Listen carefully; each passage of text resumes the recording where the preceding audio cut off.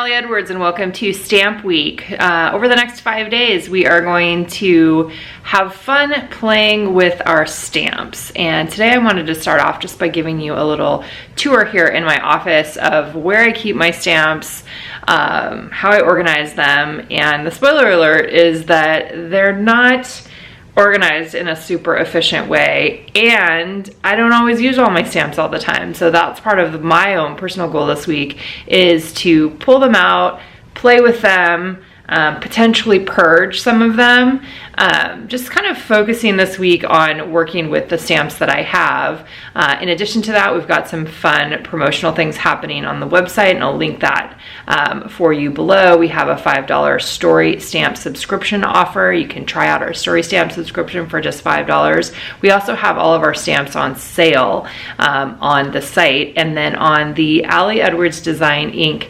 Instagram account, we're going to be doing giveaways all this week too, or stamp giveaways. So let's start out. I'm going to turn the camera around. I'm going to show you where I store stamps in my office and talk a little bit more about some of just the basics of working with stamps. All right, so in my office here, I have, this is my big work table. It's actually two kitchen islands that have been moved together, and I'm lucky to have these shelves below. So where I store stamps most of the time right now is on a pull-out. I'm going to pull this out in just a minute. I can't do it with the camera at the same time. These are baking trays that pull out, and then I have some wood boxes that actually hold the stamps. And I'm going to go ahead and pull that out, and then I'll show you what that looks like on my table.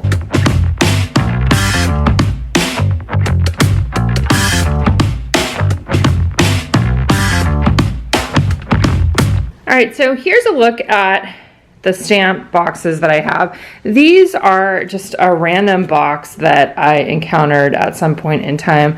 Actually, Inked sent me a Christmas gift in one of them, so I'm not sure where they came from originally. They're not a product that we offer, but you should be able to find a box that can work like this. There are some, these ones from IKEA that you can have on their side. I think that still might be too short. But looking for some sort of box to hold them. I know, like Jennifer McGuire, if you follow her, she's got some other, I think they're plastic containers that you can use. But you can also just use, like, you could get a basket. It doesn't have to be something super complicated. I just like to have them contained within some sort of spot. So what you can see, what I've done so far with these is I have some Avery index tabs there that divide these stamps, and I decided to divide them into the following categories. So I have week, day, and month. So for like day in the life, week in the life kinds of projects, that's where a lot of those stamps came from. Then I have travel, then I have December daily, then I have one little word. So for me, project-based makes sense.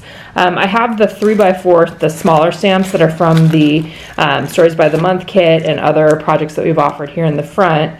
Then I have alphas, shapes. A lot of my alphas are bigger, and I'll show you those in a minute. Shapes for me is when, like this heart set, right? That one right there would go in shape. So shape-based stamps. There's a little travel set. Then I have numbers, and then I have everyday life or everyday stories, which is kind of similar to the weekday month, but the weekday month actually just includes weekday month.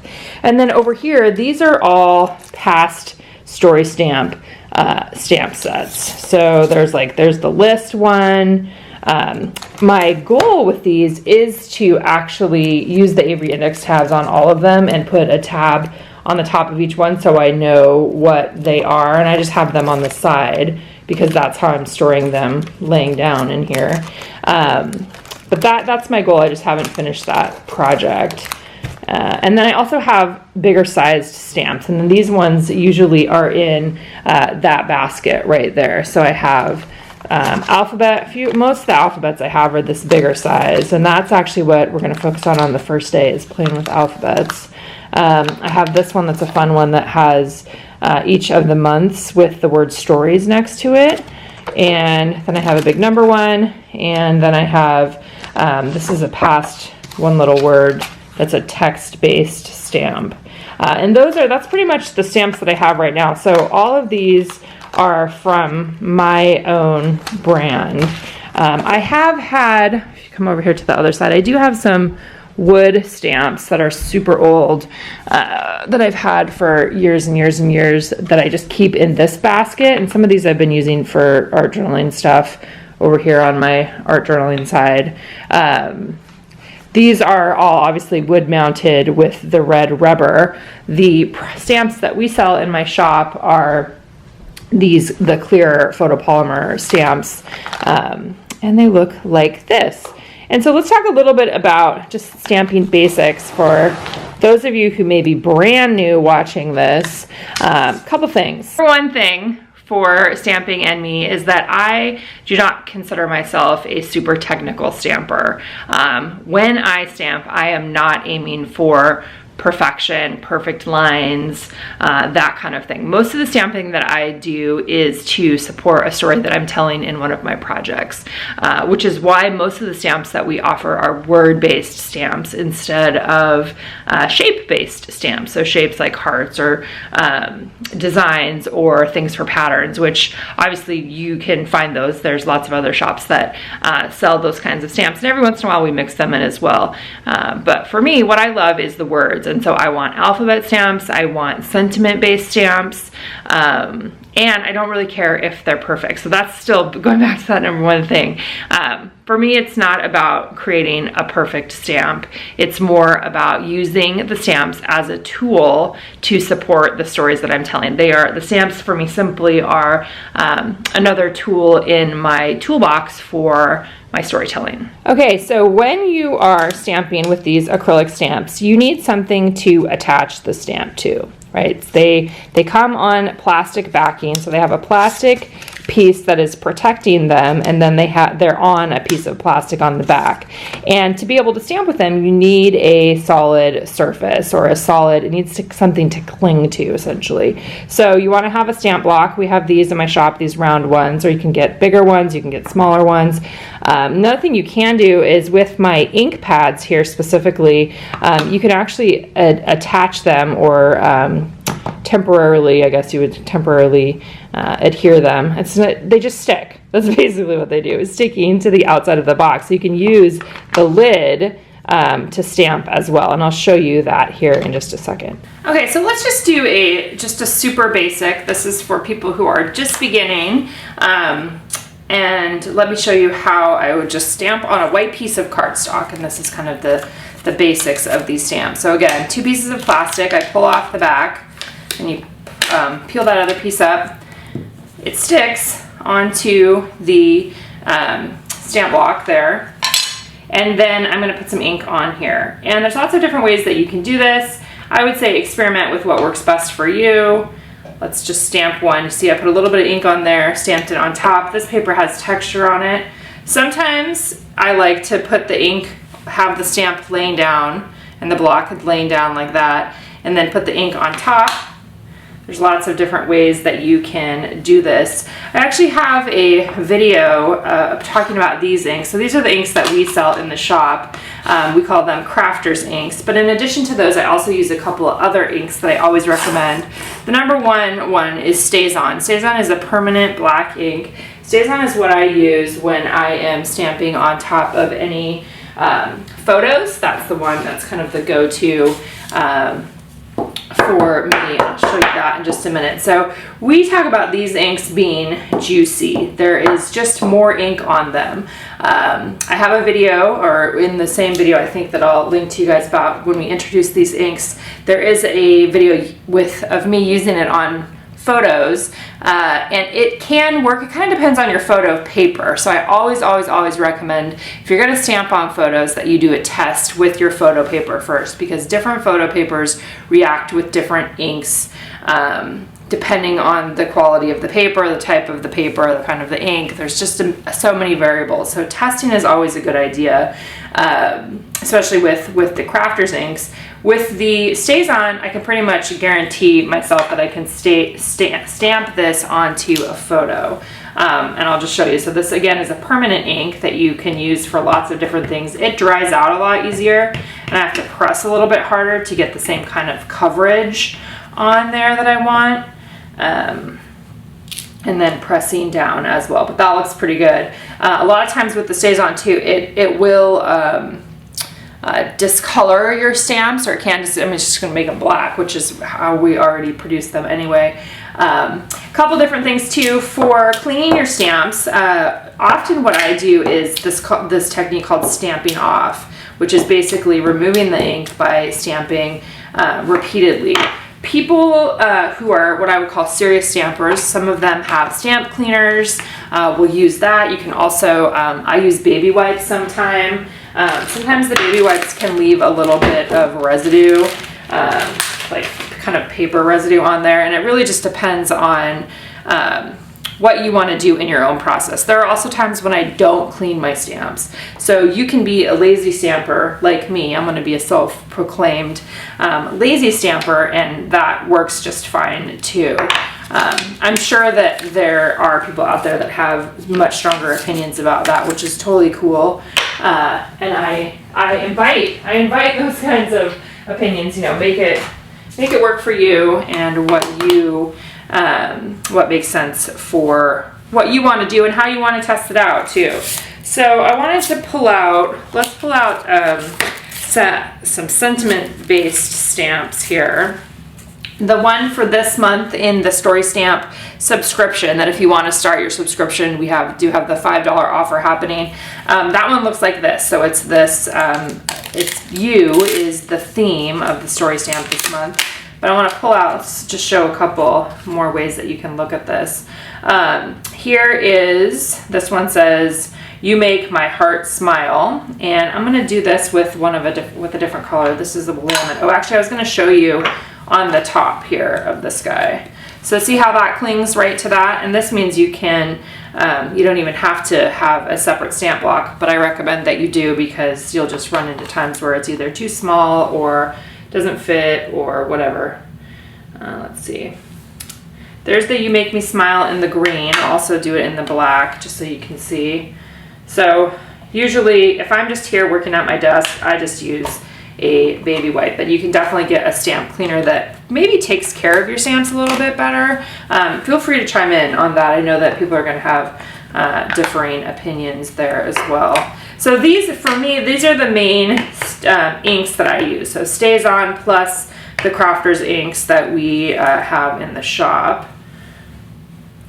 And there's basically what that one looks like. So here's a good example of like the pressure. When I pushed down on this, I pressed harder on one side than I did on the other side.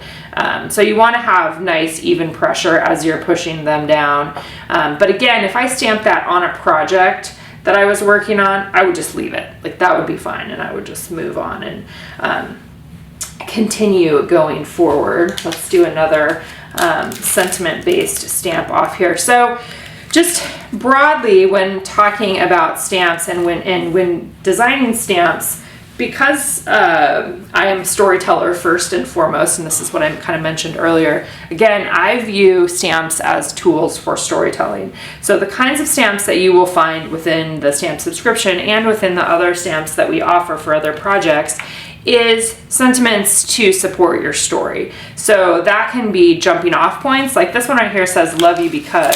I'm gonna pull that one off.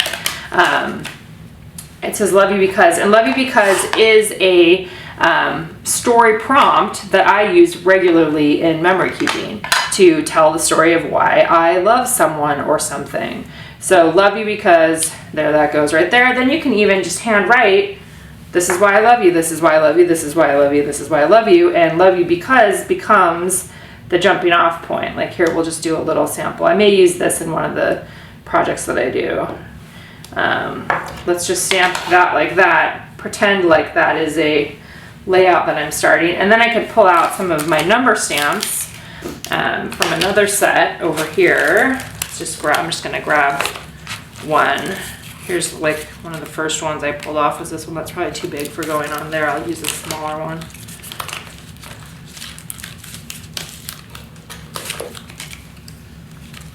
Actually, we'll just grab this one. I'm just showing you as an example of kind of mixing and matching.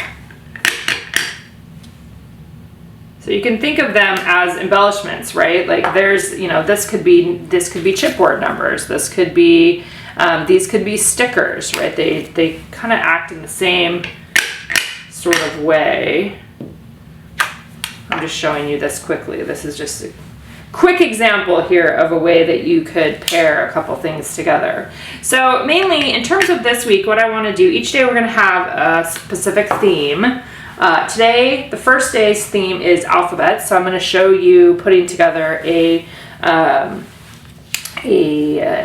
layout, a layout, 6x8 layout, where I'm going to stamp on it using alphabet stamps as kind of the main thing that's happening on the page, the main way that I am supporting my story, and then we will have a different theme for each day the rest of the week.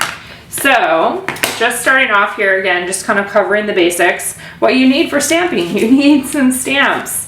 You need some sort of acrylic block or a stamp pad like this, where you can use the top as the pressure to put the stamp onto the page. So you're going to want to have some inks. Definitely recommending the StazOn alongside the Crafters inks. If you want to clean them off, you can use a baby wipe, you could use a stamp cleaner. And that's basically it for just kind of the initial part. And then I showed you my organization, so you guys saw that. Also simple, not making it super, super complicated. Actually, let's pull one of those over and just talk briefly about, look at that real quick. Kind of show you some of the ones that I have in there. Some of these do have some of the smaller ones slipped in, and some of these are super old. So if I'm flipping through weekday, month, these again are all ones that come from or are related to week in the life or day in the life that we've offered in the past. So there's some icons.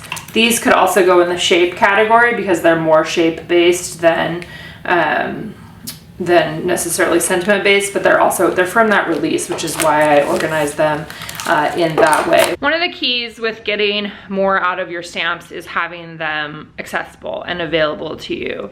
If they are not easily accessible, they are significantly harder to use. Obviously, that's like most things. Like if you have a sewing machine, if you have a typewriter, if you have some of those sorts of things in your crafting space, if they are out and available, they're significantly easier to use because you will remember to use them. And that's kind of the same with stamps. Also basically setting an intention for yourself that you are going to use your stamps. And that's what we're going to be doing this week, is just using the stamps that I have here and kind of going back through them and remembering, oh yeah, that's a cool one, that could work with a story that I want to tell as well. So today, like I said, we're going to start off with alphabets, and that will be in a separate video that you'll be able to access in just a little bit.